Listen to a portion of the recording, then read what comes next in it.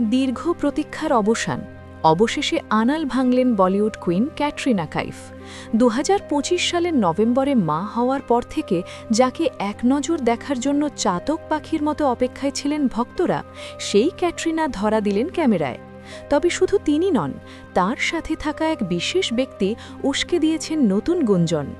ক্যাটরিনা কি তবে খুব শীঘ্রই ফিরছেন লাইট ক্যামেরা অ্যাকশনের দুনিয়ায়?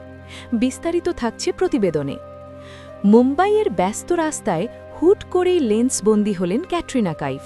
পরনে সাধারণ পোশাক, মুখে মাস্ক, কিন্তু সেই মাস্কের আড়াল থেকেও স্পষ্ট বোঝা যাচ্ছিল তার চোখের উজ্জ্বলতা আর মাতৃত্বের আভা।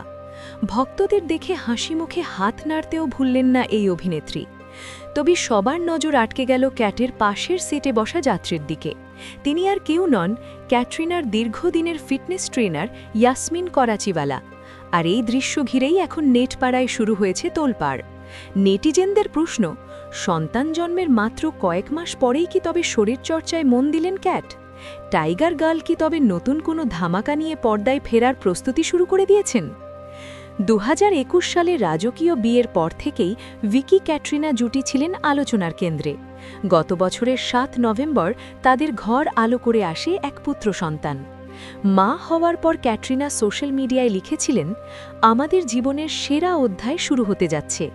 এরপর থেকেই নিজেকে পুরোপুরি লোকচক্ষুর অন্তরালে নিয়ে গিয়েছিলেন তিনি। কোনো নতুন ছবিতে চুক্তিবদ্ধ হওয়া তো দূরের কথা, জনসম্মুখেও আসছিলেন না চিকনি চামেলি। দীর্ঘ বিরতির পর প্রিয় তারকাকে এক ঝলক দেখে উচ্ছ্বসিত ভক্তরা। কমেন্ট বক্সে বয়ে যাচ্ছে ভালোবাসার বন্যা। কেউ বলছেন, পুরনো ক্যাটকে ফিরে পাওয়ার অপেক্ষায় আছি, তো কেউ জানতে চাইছেন কবে আসবে নতুন সিনেমার ঘোষণা।